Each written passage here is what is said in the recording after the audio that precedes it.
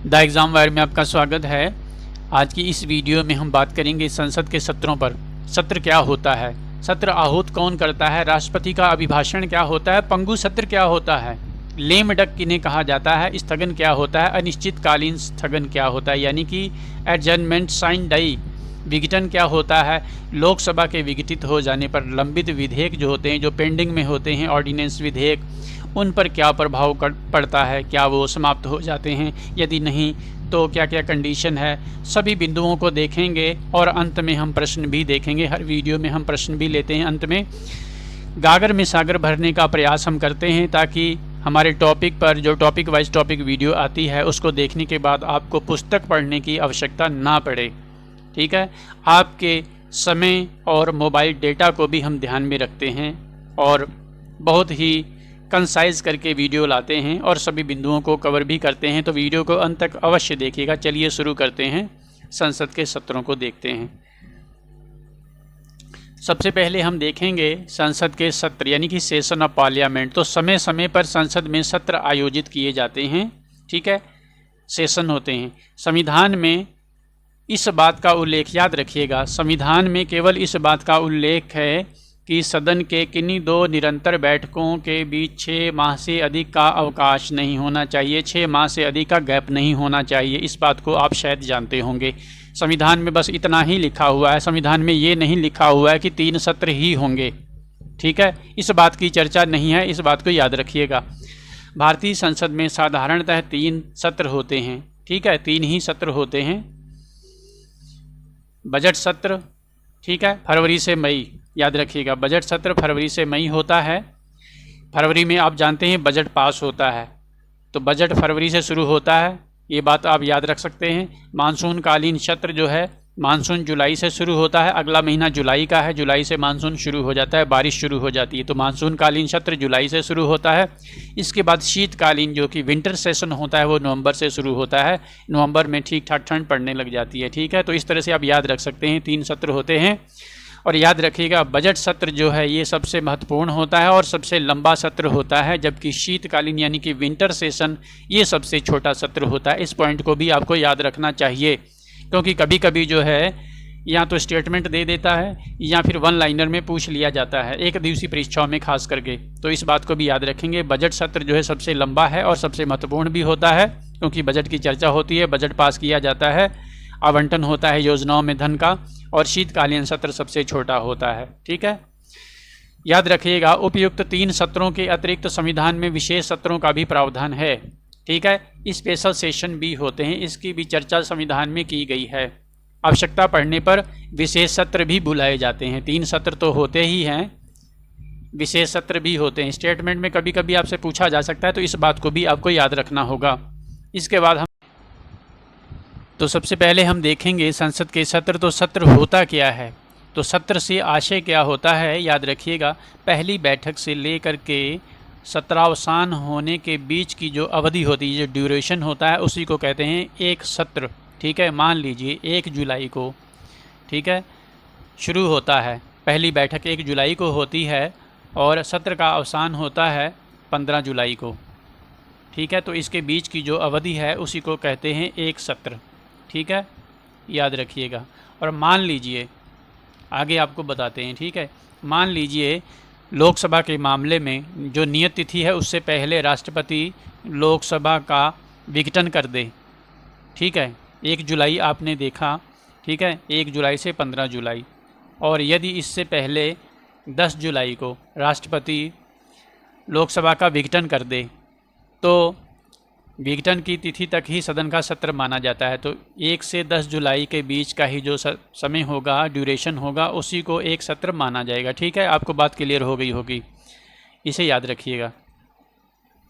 इसके बाद है सत्र आहूत करना, कॉलिंग सेशन। सत्र आहूत कौन करता है, तो सत्र आहूत करना ये है राष्ट्रपति के हाथ में, राष्ट्रपति ही सत्र को आहूत करता है। इस बात को याद रखिएगा, जब राष्ट्रपति सत्र को आहूत करता है तो राष्ट्रपति ही सत्र का अवसान भी करता है। ये दोनों बातें याद रखिएगा, आपको यहाँ पर कंसेप्चुअल क्लैरिटी रखनी होगी। कभी कभी प्रश्न पूछा जाता है और अभ्यर्थियों से गलत हो जाता है, लोकसभा अध्यक्ष कई बार टिक कर देते हैं तो आपका आंसर जो है गलत हो जाता है। सत्र को आहूत करना और सत्र का अवसान करना यानी कि सत्रावसान, ये दोनों कार्य राष्ट्रपति के द्वारा ही होते हैं। और याद रखिएगा ये दोनों कार्य राष्ट्रपति अपनी मर्जी से नहीं करता है, प्रधानमंत्री या कैबिनेट की सलाह पर करता है। ठीक है, या तो प्रधानमंत्री या कैबिनेट की सलाह पर ही करता है, अपनी मर्जी से नहीं करता है। तो सत्र आहूत करना होता क्या है, अनुच्छेद 85(1) में है कि राष्ट्रपति समय समय पर ऐसे स्थान और समय पर अधिवेशन के लिए बुलाएगा जहां उचित समझेगा। ठीक है, और 2 सत्रों के मध्य किसी भी स्थिति में 6 माह से अधिक का समय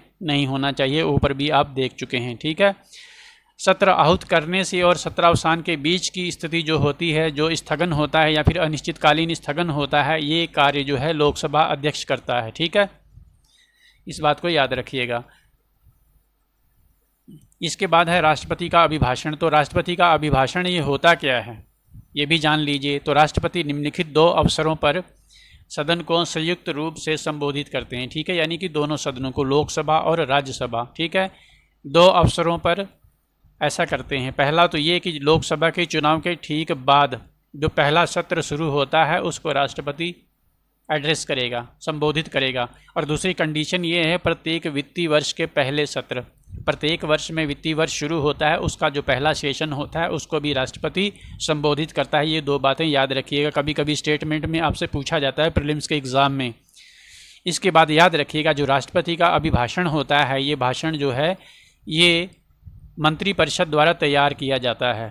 राष्ट्रपति अपनी मर्जी से कोई भाषण नहीं देता है। ठीक है, इस बात को याद रखिएगा। इसके बाद सत्र का जो स्थगन होता है यानी कि एडजर्नमेंट ऑफ सेशन, ये क्या होता है, तो जो सत्र का स्थगन होता है, एडजर्नमेंट होता है, ये कुछ मिनटों का भी हो सकता है, कुछ घंटों का भी हो सकता है या फिर कुछ दिनों का भी हो सकता है। ठीक है, इसी को जो स्थगन कहा जाता है। ठीक है, तो संसद का सत्र है उसको निलंबित कर दिया जाता है, सस्पेंड कर दिया जाता है कुछ मिनटों के लिए या फिर कुछ घंटों के लिए या फिर कुछ दिनों के लिए, उसे कहते हैं स्थगन। याद रखिएगा स्थगन जो है ये सत्र का समापन नहीं है, सत्र का क्या है, निलंबन है।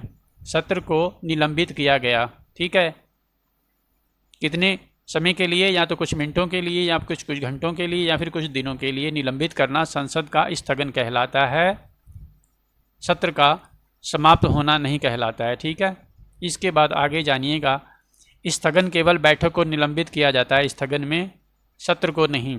बैठक जो हुई है उसको निलंबित कर दिया जाता है, सत्र को नहीं। सत्र को स्थगित करने का अधिकार किसको है, पीठासीन अधिकारी को है। लोकसभा के मामले में स्पीकर को है, लोकसभा अध्यक्ष को है। ठीक है, और राज्यसभा के मामले में सभापति यानी कि उपराष्ट्रपति को होता है। अनिश्चितकालीन के लिए स्थगन यानी कि एडजर्नमेंट साइन डाई, ये क्या होता है, ये भी एक प्रकार का स्थगन ही होता है जब पीठासीन अधिकारी अगली बैठक की कोई भी डेट या समय फिक्स किए बिना ही सदन को स्थगित कर देता है। ठीक है, अगली कोई डेट नहीं बताई, कोई समय नहीं बताया और सदन को स्थगित कर दिया, तो इसको कहते हैं अनिश्चित काल के लिए स्थगन।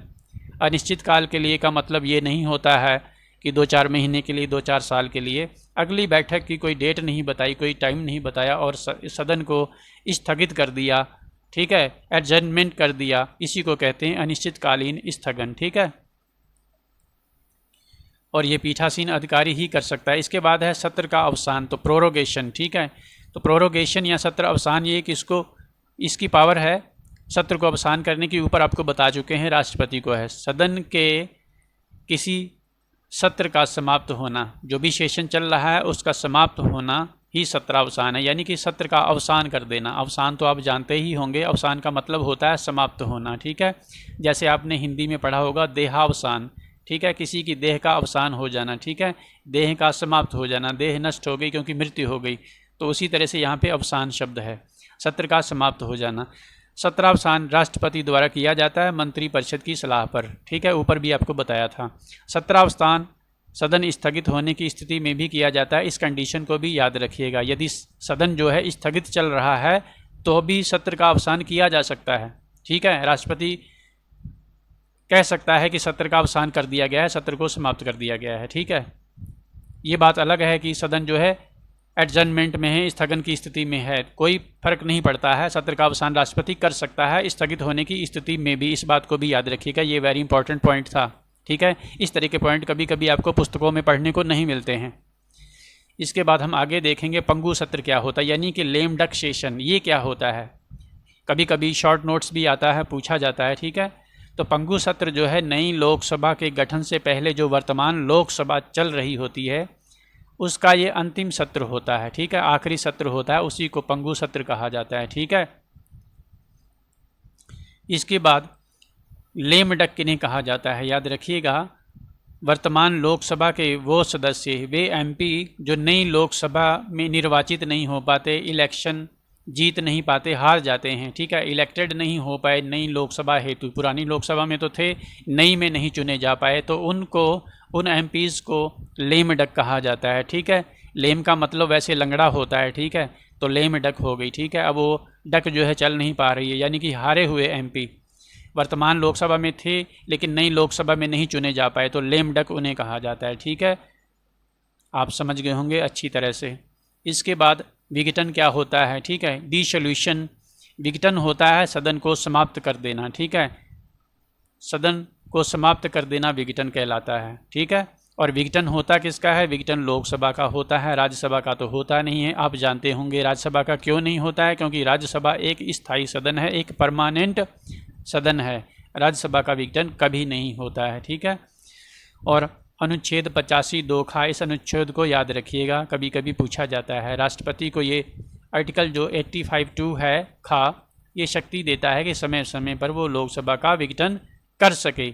और साधारण स्थितियों में राष्ट्रपति जो है विघटन भी मंत्रिपरिषद की सलाह पर ही करता है, याद रखिएगा, अपनी मर्जी से नहीं करता है, साधारण स्थितियों में तो मंत्रिपरिषद की सलाह पर ही करता है, ठीक है।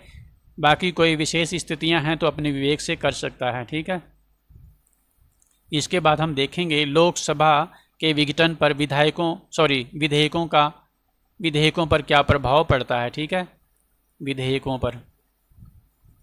तो जो विधेयक हैं जो लंबित हैं या फिर एक सदन में पास हो गया है, दूसरे सदन में पास नहीं हुआ है और लोकसभा का विघटन हो जाता है, तो ऐसे में उन पर क्या प्रभाव पड़ेगा, ये वेरी इंपॉर्टेंट पॉइंट है। यूपीएससी सिविल सेवा परीक्षा में इस पर प्रश्न पूछा जा चुका है, तो फिर से पूछा जा सकता है, हेर फेर करके पूछा जा सकता है, स्टेट सिविल सर्विसेज में पूछा जा सकता है, तो इसको जानना अति आवश्यक है। तो देखते हैं कौन कौन से बिंदु हैं। याद रखिएगा, लोकसभा के विघटित होने के बावजूद निम्नलिखित स्थितियों में विधेयक समाप्त नहीं होते हैं। उनमें पहली स्थिति ये है कि राज्यसभा से शुरू हुआ और राज्यसभा में ही पेंडिंग है, लोकसभा द्वारा पारित नहीं किया गया है, ऐसा विधेयक लोकसभा के विघटित होने के बाद भी समाप्त नहीं होता है, ठीक है, क्योंकि राज्यसभा से शुरू हुआ था और राज्यसभा में ही पेंडिंग है, ठीक है, लोकसभा ने अभी पारित नहीं किया है और लोकसभा विघटित हो गई है, तो कोई फ़र्क नहीं पड़ता है, वो समाप्त नहीं होगा, ठीक है। दूसरी कंडीशन ये है कि राष्ट्रपति के पास भेजा गया विधेयक राष्ट्रपति द्वारा पुनर्विचार के लिए लौटा दिया गया है, ठीक है, तो ऐसी कंडीशन में लोकसभा विघटित हो भी जाए तो भी ये विधेयक समाप्त नहीं होगा, बना रहेगा, ठीक है, एग्जिस्ट करेगा। इसके बाद अगली कंडीशन ये है, यदि विधेयक पर संसद के दोनों सदनों में गतिरोध हो गया है और संयुक्त बैठक बुलाई गई है अथवा इसकी सूचना भी दी गई हो रिटन में, तो भी लोकसभा के विघटन के बाद ऐसा विधेयक निलंबित नहीं होता है, याद रखिएगा। ये 3 कंडीशन हैं, इन 3 कंडीशनों में जो पेंडिंग विधेयक हैं वो निलंबित नहीं होते हैं, सस्पेंड नहीं होते हैं, लैप्स नहीं होते हैं, ठीक है, ये 3 कंडीशन है। इसके अतिरिक्त लोकसभा से शुरू हुआ कोई भी विधेयक यदि लंबित है और लोकसभा से पारित हो चुका है, राज्यसभा में लंबित है, तो ऐसा विधेयक लैप्स हो जाता है, समाप्त हो जाता है, ठीक है, ये कंडीशन थी, इसे आपको याद रखना होगा, ठीक है। याद रखिएगा, अनुच्छेद 107 में उन परिस्थितियों को बताया गया है जिनमें कोई विधेयक समाप्त हो जाते हैं या नहीं होते हैं, तो ये सारी जानकारी जो है अनुच्छेद 107 में मिलती है, ठीक है, आर्टिकल 107 याद रखिएगा, ऊपर तीनों कंडीशन 107 में मिलती हैं, ठीक है। इसके बाद हम प्रश्न देखेंगे, संसद के सत्र, सत्रावसान, विघटन, जो भी आपने टॉपिक में बिंदु देखें उन सब पर प्रश्न देखेंगे। तो पहला क्वेश्चन है, संसद के प्रत्येक सदन की बैठक को कौन आहूत करता है? आप आसानी से इसका उत्तर दे पाएंगे। आहूत करना और सत्र का अवसान करना राष्ट्रपति के हाथ में होता है, तो आपका आंसर हो जाएगा भारत के राष्ट्रपति, ठीक है। इसके बाद क्वेश्चन नंबर 2 देखेंगे, अनुच्छेद 108 के अंतर्गत लोकसभा और राज्यसभा की संयुक्त बैठक आहूत की जाती है, किसके द्वारा? तो ये भी आप आसानी से उत्तर दे सकेंगे, राष्ट्रपति के द्वारा, ठीक है।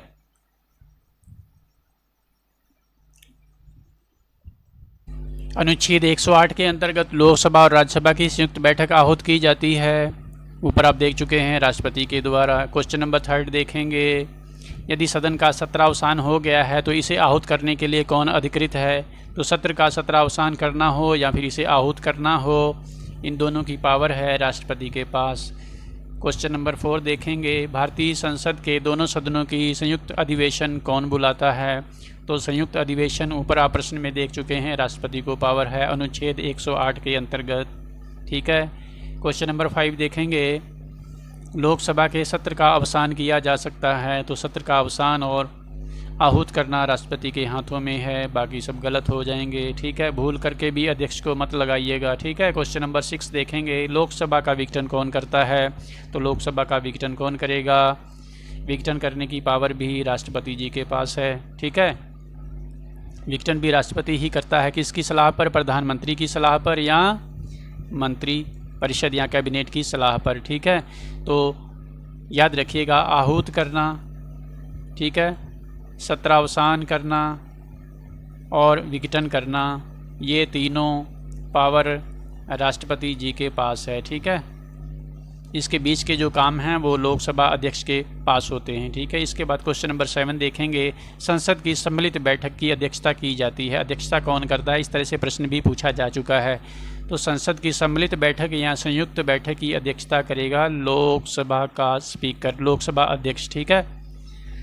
क्वेश्चन नंबर 8 है, निम्नलिखित में से कौन सा एक सत्र सर्वाधिक महत्वपूर्ण और सबसे लंबा सत्र होता है? ये ऊपर आप देख चुके हैं, बजट सत्र सबसे लंबा होता है, सर्वाधिक महत्वपूर्ण सत्र होता है, जबकि शीतकालीन सत्र जो है ये सबसे छोटा होता है। ठीक है, तो इस तरह से प्रश्न भी पूछे जाते हैं, इसे भी याद रखिएगा। क्वेश्चन नंबर 9 है, निम्नलिखित कथनों पर विचार कीजिए। स्थगन द्वारा केवल बैठक को निलंबित किया जाता है, सदन के सत्र को नहीं।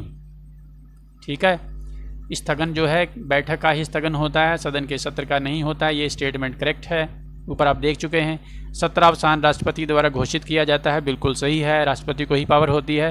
संसद का सत्र राष्ट्रपति तभी बुलाता है जब प्रधानमंत्री या कैबिनेट उसे ऐसा करने की सलाह दे, ये स्टेटमेंट भी सही है। तो इस तरह से आपके चारों स्टेटमेंट करेक्ट हैं, आपका आंसर डी हो जाएगा। उपर्युक्त सभी कथन सत्य हैं।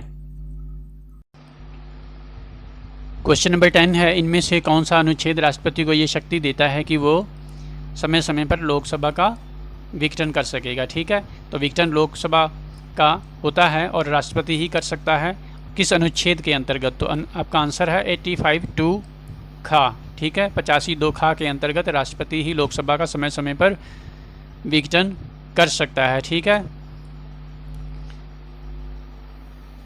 तो ये था sessions of the parliament. Parliament के सेशन से संबंधित सभी बिंदु आपने देखे। इससे संबंधित कोई भी प्रश्न आता है तो 100% आप उसे सही कर पाएंगे। यदि शॉर्ट नोट्स भी आता है लिखने को तो उसे भी लिख पाएंगे। लॉन्ग नोट 200 शब्द में भी कोई क्वेश्चन आता है तो उसे भी आप 100% कर पाएंगे। बहुत सारे बिंदु ऐसे देखे जो आपको हो सकता है पुस्तकों में पढ़ने को ना मिलते हों। कोई भी प्रश्न आता है इससे संबंधित तो 100% आप उसे सही कर पाएंगे। चैनल पर यदि पहली बार आए हों तो उसे सब्सक्राइब जरूर कर लीजिएगा और बेल आइकन को भी प्रेस कर दीजिएगा ताकि कोई भी वीडियो आप मिस ना करें। वीडियो को देखने के लिए आपका बहुत बहुत धन्यवाद। आपका दिन शुभ हो। Subscribe now and press the bell icon. Never miss an update.